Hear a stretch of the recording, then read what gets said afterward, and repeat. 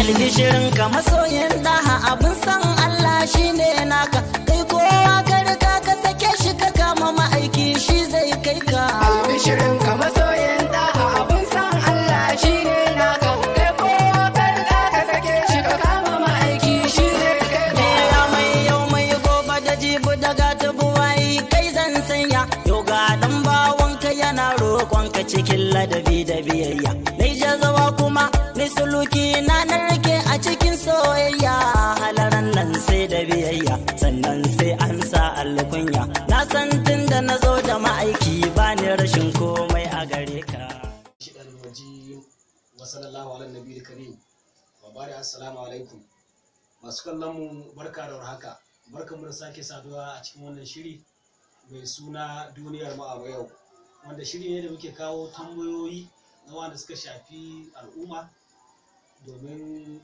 mu sanya za a yi a kawo gyara ta ɓangaren al'umma kamar yadda aka sani dai kowane mako mukan tattauna tare da shehin mu a sayyidi Sheikh Malam Abubakar dan maulan mu Sheikh Malam Buhari da ke Magami Zamfara State a yau ma insha Allah muna dauke da tambayoyi masu ma'ana wanda Malam Ashire yake insha Allah ya amsa tambayoyin nan akan makalla barka da zuwa alhamdulillah masha Allah to a gurguje za mu ci gaba da inda abin tambaya ta farko inda aka makalla wannan mai tambaya ya ce menene riba shin riba tana da nau'o'i ne ma'ana tana da ire-ire ko rabe-rabe kuma menene hukuncin riba a cikin shari'ar musulunci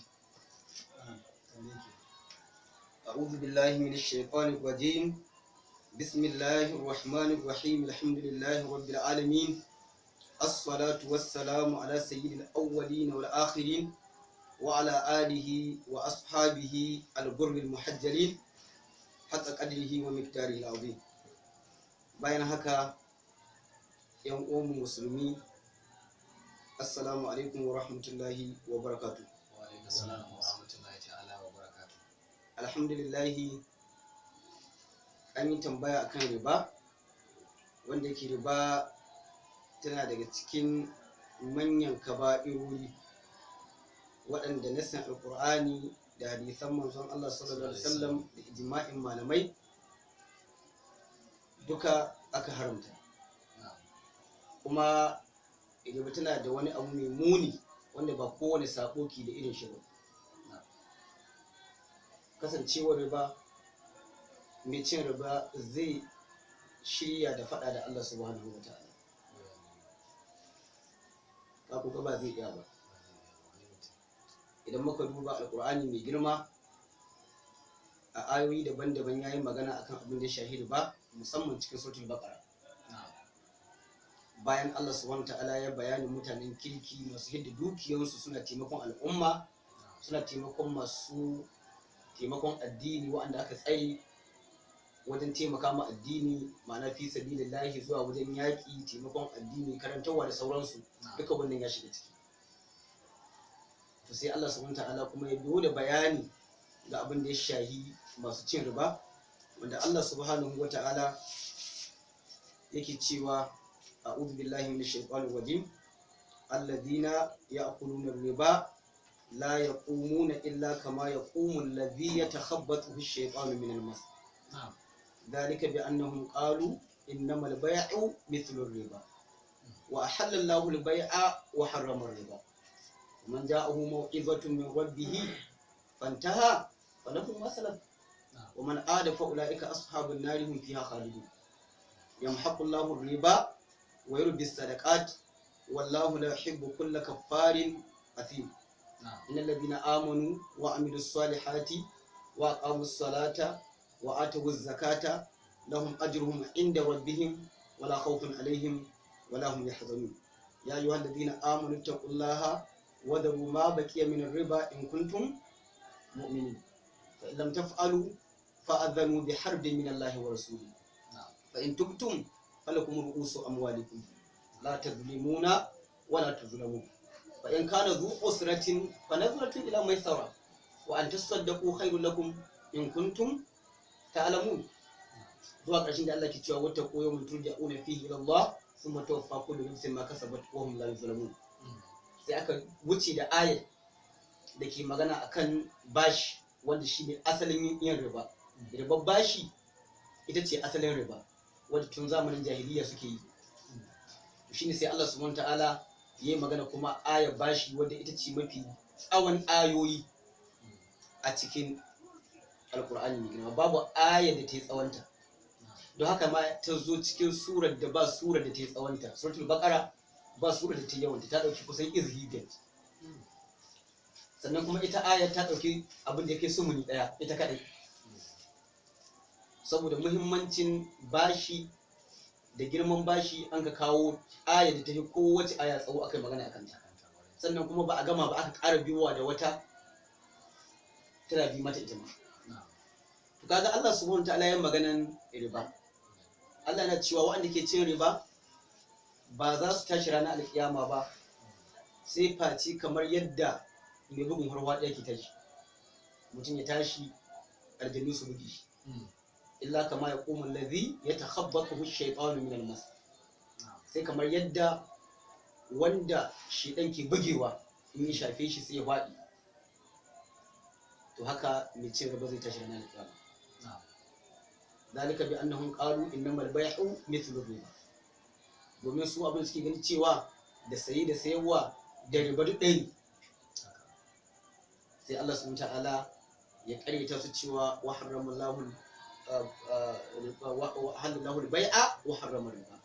Allah ya halatta saye da sayarwa akan ka'idojin da addini ya gino akan su, na ba cuta ba cutarwa, la darara wa la dirara.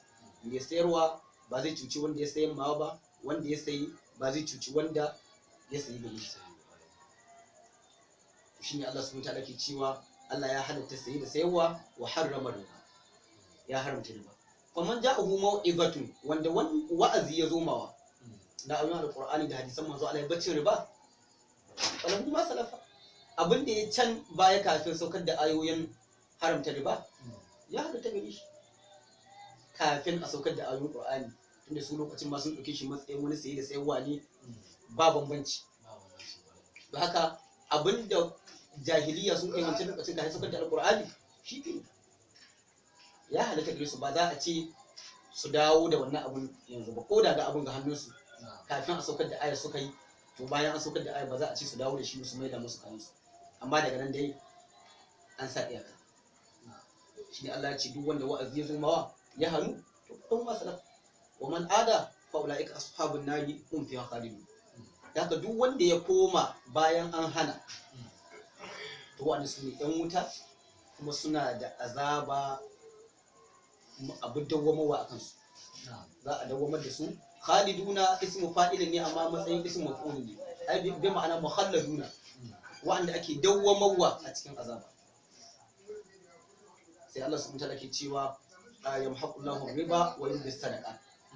Allah yana shahi ma riba albarka, duk mai cin riba Allah ya shahi ma duke shi albarka. Da haka tana hauhawa, wuta ce ke hauhawa kawai ba wata duke mace. Wa yurbi sadaqat, Allah ya sanya albarka ga sadaka. Tun dama ita ce aka gama magana lil fuqara alladhina uhsiru fi sabilillahi la yastati'una darban fil ardi yahsabuhum al-jahilu aghniya min at-ta'affuf ta'rifuhum bi simahum la yas'aluna an-nas ilhafa wa ma tunfiqu min khairin fa inna Allaha bihi alim. To an gama magana sadaka, don haka tun da waccan sadaka an gama magana ta yanzu an kawo riba wanda aka haramta, to sai Allah ya ce yamhaqullahu riba, Allah na shahi ma riba albarka, wani bi sadaqati ya ƙara masa sadaka albarka. Don haka ma mai ɗaukar sadaka ya bayar ina zai koma ya ci riba kuma. Ma na ƙasa malun an sadaka ko min sadaka. Dukiya ba za ta taɓa tayuwa ba saboda ana ɗiba ana bayar sadaka. Saboda akwai wasu mala'iku guda biyu masu yawo a bayan ƙasa wanda suke addu'a, Allahumma a'adi munfiqan khalafan wa a'adi mumsikan talafan. Wanda ke ɗiba duki shi na baiwa saboda Allah, Allah ka ƙara lullun ko mashi ya ga kamar ana dawo mashi da abushi lunkin ba lunkin kuma ga ta lahira. Wanda kuma yake rikewa bai bayarwa, to Allah tabaraka ta'ala ka shahi albarkar dukiyar ta lalace. To kaga Allah tabaraka wa ta'ala ya shayi albarkar riba sannan kuma ya ƙara albarka da sadaka. Wallahu la yuhibbu kulla kaffarin athim. Dukkan mai yawan butulci ma Allah subhanahu wa ta'ala kafiri. Sannan athimi mai laifi mai cin riba. Allah baya son kowa daga cikin su. Ma'ana Allah baya son cin riba kuma baya son aikin laifi. Sai Allah ya ce innal ladina amanu wa amilus salihati wa'anda suka yi imani da alqur'ani suka yi imani da dukkan abin da alqur'ani ya faɗa suka yi amfani da shi da abin da manzo Allah ya faɗa sallallahu alaihi wasallam a matsayin fassara da alqur'ani mai girma da izinin Allah subhanahu wataala da kuma abin da malamai suka fahimta na ƙara tsoratarwa game da cin riba suka yi imani da wannan wa amilus salihati suka yi aiki na ƙwarai shine suka rika ba da sadaka kuma suka bar cin riba wa aqamus salata suka tsaye da sallah wa ata wuz zakata kuma suka fidda zakka yadda aka ce suka ba wa'anda aka ce kuma lokacin da aka ce walahum ajruhum inda rabbihim su kan suna da ladan su a wajen ubangijinsu wala khawfun alaihim nan duniya babu wani tsoro wanda zai kama suna hasarar dukiya ko bakin ko kuma tsoron wani ya zo ya anshi musu dukiya ko wani abu wala hum yahzanun sannan kuma ranar alkiyama ba za su yi bakin ciki to sai Allah ya kira dukkan masu imani na duniya gaba ɗaya Allah ce ya ayyuhal ladina amanu ya ku waɗanda suka yi imani ittaqullah ku ji tsoron Allah game da cewa wa daru ma baqiya min riba dan wannan ƙari da kuke sanyawa na riba to ku bashi mutum misali akwai wata macin riba ta banza ta ƙarya ta dubara mutum zai sau abu naira 100 kaje sai ya ce shi ya sai shi 120 kai ko 100 ka sau shi can shi kenan sai kawai ya ce maka wai ko shi bai samu shi haka nan ba haka ne nawa ya samu shi naira 100 kai nawa ka sai 120 da haka sai ci ma bai samu shi haka nan ba to amma da yake tu'tabaru al-umuru ash-shar'iyya bil maqasid wal ma'ani la bil alfazi wal mabani lafazi ba a kula da shi a cikin mu'amaloli ana lura da menene maqsudi menene ma'ana inda ba lafazi bane na saki sarihi a wajen mata tsakanin namiji da mace da matar shi to wanda saki sarihi babu wani tawili don haka zinan za a amfani da lafazi ba za a amfani da manufa to amma dai mafi yawan abubuwa ana lura da ma'ana ne da haka ya ce ya sau 120 ya sau shi ne 100 amma an sayi 120 kuma ya ce bai samu shi haka ba ko shi bai samu shi haka nan ba kaga bai samu shi haka nan ba ya faɗi gaskiya amma kuma gaskiya tana koma zuwa ga ƙarya don abin da mai sayin ya zai fahimta shi zai amfani da shi ba shi abin da ya faɗa ba na'am na'am sai Allah ce to wadda ma baki min ba abin da ya saba daga rubun ku bashi wadda ma baki min riba fa in lam taf'alu idan ba ku aikata abin da aka ce ba na barin riba yin ciniki kamar yadda Allah ya ce ayi fa adamu to ku sani bi harbi min Allah cewa akwai yaki tsakaninku da Allah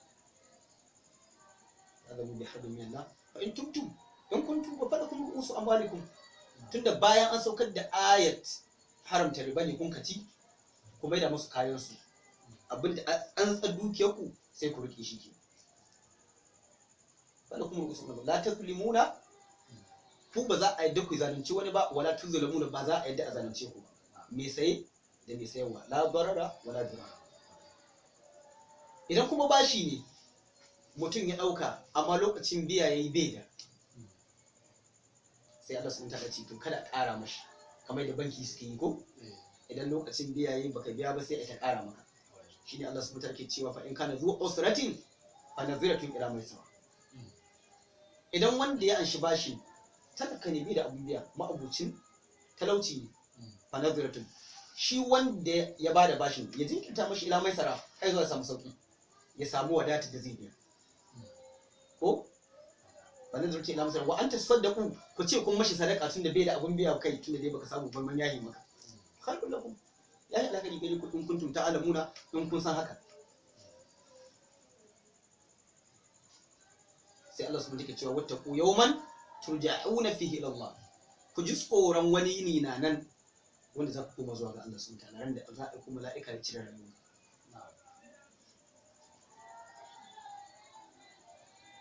kaga mala'ika zai cire rayuwa ko to kaga Allah subhanahu wa ta'ala yana tsoratar da mu wannan ranar, wadda wannan rana ce mai matsala. Summa tuwaffa kullu nafsin ma kasabat, wannan ranar za a cika mu kowace irin rayuwa abin ta aikata. Kan kafin ranar alƙiyama ke, ko kuma in aya ana ɗauka tana magana akan ranar alƙiyama ne, to ku ji tsoron ranar da za a tada ƙiyama kowa ya koma zuwa ga Allah a mai hisabi. Summa tuwaffa kullu nafsin ma kasabat, sannan za a cika mu kowace rayuwa abin ta aikata, wa hum la yuzlamuna, ba wanda za a zalunta. Kuma kaga wanda ya ci riba ɗaya yake da wanda ya ci dukiyar maraya. Don hadisi ya tabbata cewa idan mutum ya ci riba ranar alkiyama cikin shi gaba ɗai macizai ne da azaba ciki da wuta. Kuma yadda ka san gilas kana hangen macijin daga wajen ciki ne, za su can suna yawo. Wanda ke kallon shi yana iya ganin macizai. Yana iya ganin macizan. Kana cikin aljanna in ka kawo satellite ɗinka cikin aljanna za ka ga ɗan wuta masu cin riba ga macizai suna yawo cikin su da ka san gilas. Cikin ya kuma kamar gilas. Kamar a sa kifi a gilas. A gilas da ruwa. da ruwa. Zanu zaka. Ya gan shi yana yawo. Marmakon ruwan to azaba ce ta wuta ce. Kaga akwai matsala. Sannan riba tana da kaloli da yawa ne, mafi yawa dai ana kawo kala biyu. Ribar jinkiri da ribar ƙari, ribar nasi'a wa ribar fadl ko? Ribar jinkiri shine mutum misali ya ba da a biyo shi bashi, idan ya jinkirin biya a ƙara mashi, ko a yi canji a baka markun ka maido da canjin sai ka je ka yi wata hidima da kuɗin kannan ka dawo da su, ba za ka bayan nan cikin lokaci ba, yadan da yadan, hannu da hannu, ba za ka yi haka nan sai a tsaya jinkiri. Kaga shi ma matsala ne. Sannan ribar fadali ƙari, kamar yadda mafi yawa yanzu ake yi musamman farkon damina, cewa ka ba da kaza in lokaci ya yi ka maido da mafificin abin da aka baka. Misali yanzu kana iya bada buhun taki, wanda ka ba buhun taki sai kawo maka buhun waken suya. Ko da ko wancan ya fi tsada. Ba su kula da mu. Dole sai an lura da mubakara, tamkaceceniya. Ko da za a kai lokacin da in an baka buhun waken suya, buhun takin, in za ka mai da buhun waken suyan ya faɗi, takin ya hici a duk an samu matsala ne, saboda an gina shi ba kan shari'a. Ba kan shari'a. Tunda an ce la tazlimuna wa la tuzlamuna, ba za a yadda ku da kuka bada bashin a zalunce ku ba, ko kuma ku da aka ba bashin a zalunce ku. La tazlimuna wa la tuzlamuna, la darara wa la darara, ba cuta ba cuta ba. Ko kuma irin muhaqala, ko kuma abin da ya shahi muzabana ko muhabara da sauransu, duka nau'o'a ne wanda ake ga kayan gona. Haka misali shi muzabana, kamar misali ka sai ɗanyen dabino yana kan itatuwa da busasshe, ya zai auna su. in an ce ruɗabu da larabci ana yin dabino ɗanyi ruɗab, in an ce attamru busasshen dabino, kamar zabib da inab, kaga busasshe ne shi ma da shi ma wannan ba za a yadda da wani ba. Misali dole in bushashe aka baka ka bada bushashe. Ko kuma ka auri tiyoyi na dawa ko buhunan dawa, ka sai dawa da atsayi, ba a yi dole ba tana ishe ciki. To duka wannan dai abubuwa ne waɗanda suke masu dai suna da yawa, ba karatun abin ake kai tsaye ba, amma dai duka in ka lura abin da ake cimar ba, duk abin da zalunci ya shiga ciki na mu'amala ta saye da sayarwa ko bashi, to dole ba ta shiga ciki. Cewa kullu dainin jarra manfa'atan fa huwa riban, duk bashin da ya jawo amfani ga wanda ya bada bashin to ya zama riba. Ana nuhin shi bashi in za ka bada shi ka bada shi matsayin ibada kawai, ba za ka bada shi matsayin misali ka amfana da wani abu. Ko da na yadda zan baka bashi amma sai ka ɗauko man kaga wani abu can ko buta ko kuma ga tilkami na can ko ka za ɗauko mani kan nan in baka bashi, to sa wannan sharaɗin ya zama da riba, don sai ka biya shi kuɗin aikin da ka sa shi. Tunda sharaɗi ne ka sa, ba za a sa sharaɗi sai dai ka bashi kawai.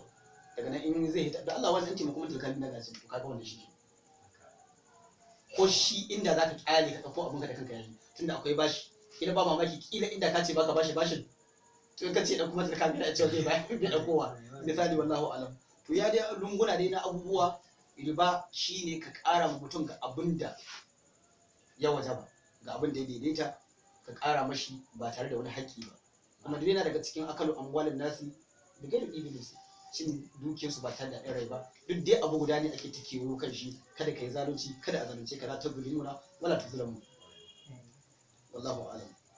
Sai hukuncin cin riba na shari'a, an ce a gurguje saboda lokaci yana tafiya. Haramun, cin riba haram ne, Masha Allah. kuma haram mai tsanani, wanda aka ce Allah akwai faɗa tsakanin mai cin riba da Allah subhanahu wa ta'ala. Ya gwamma da kai wannan bayanin, wannan tambayar kai. Wato in an ce faɗa da Allah subhanahu ta'ala ya kamata kai tambaya menene ake ce faɗa da Allah. Allah za ka yi mutum me zai faɗa da Allah subhanahu ta'ala, me ake nufi? Ina ji ma me ake nufi da Mutum duniya wa'anda na sani an ce Allah zai faɗa da su.